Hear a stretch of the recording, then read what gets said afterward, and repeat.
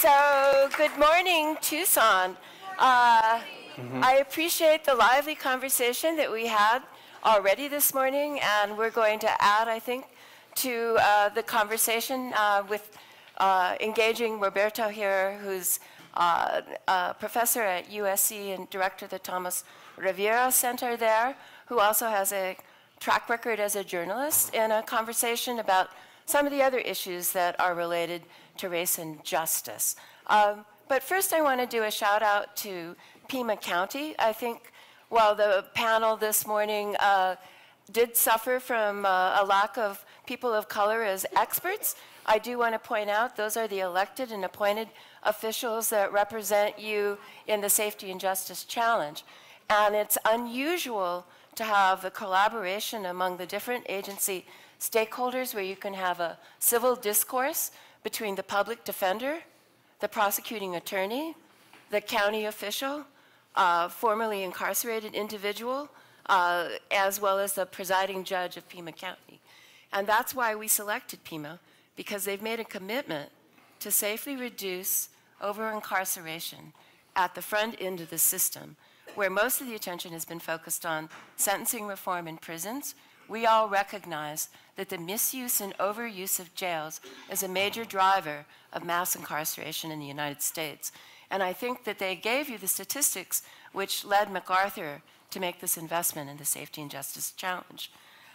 So thank you first to Pima County, and thank you to our partners at the Atlantic for putting on this forum and enabling all of you to participate in what I hope you find a very fruitful and productive conversation.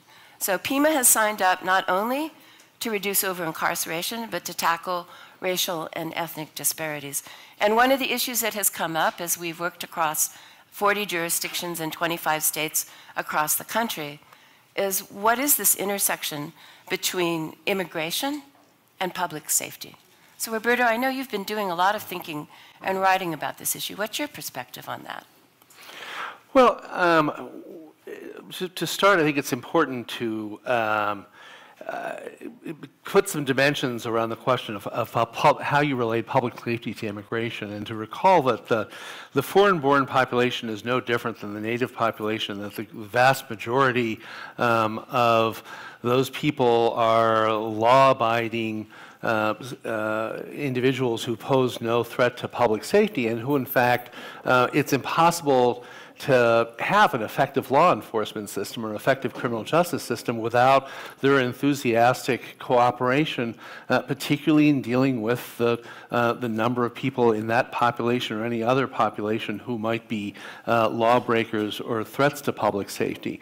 There's been a lot of rhetoric criminalizing the immigrant population as a whole, which introduces a real distortion to this conversation. So I think it's important to remember that we're talking about a substantial population here, almost 13% of Pima County, whose cooperation, whose enthusiastic cooperation with all of the measures we just discussed here is essential to their success, and who are themselves people who have a specific individual interest in seeing the success of the criminal justice system.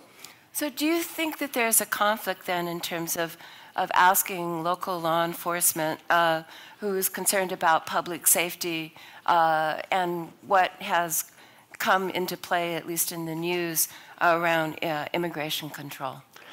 I mean, something that's developed really now going back at least 20 years and even a little bit earlier is the conflation of criminal justice and immigration control. And they really are very separate public policy imperatives and require different approaches to this population. The public safety challenge, as I mentioned, requires the enthusiastic cooperation of citizens who might be victims, witnesses, or otherwise pose no threat to public safety. Immigration controls, particularly as they've evolved with this administration, which targets a very broad swath of people, poses the risk of creating a disincentive to cooperation with the public safety system. So if people are unwilling to report crimes or serve as witnesses, if victims are unwilling to come forward, it handicaps the public safety effort at the very beginning in the most essential of its functions. And that's especially true in a place like Pima County, which in addition to having a resident immigrant population is also a transit area, 65 miles from the border. There's a lot of all kinds of traffic that flow through Pima County, most of it legitimate, most of it legal, most of it law-abiding. You need the cooperation of the people involved in that transit to assist in the policing of those people who are transiting through Pima County who are committing crimes. You can't have an effective law enforcement strategy without the enthusiastic cooperation of the entire population.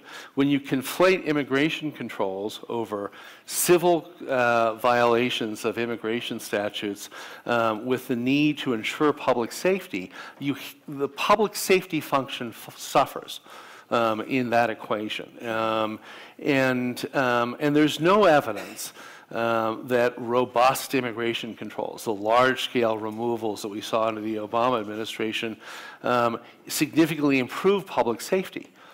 So let's talk about the ways in which Pima and other jurisdictions participating in the Safety and Justice Challenge have committed to a more effective, fair, more just and equitable system where the emphasis in law enforcement and courts and corrections is in public safety, and so keeping people out of the system is important. How do you see that as contributing to a more fair and humane immigration policy?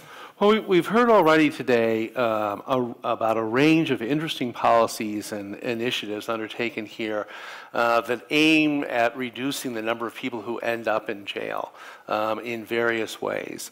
When you reduce charges, when you deflect people from felonies, when you're dealing with the foreign-born, that reduces the likelihood that they're going to face removal in some way or another. So a lot of these measures actually have an additional effect in terms of potentially creating a more cooperative atmosphere for the foreign-born to deal with the public safety system.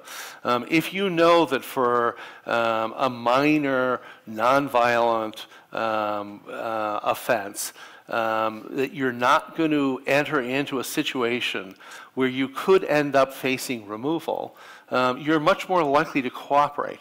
If it's a family member who's facing who has committed that sort of offense, you're much more likely to be cooperative with the larger public safety mission.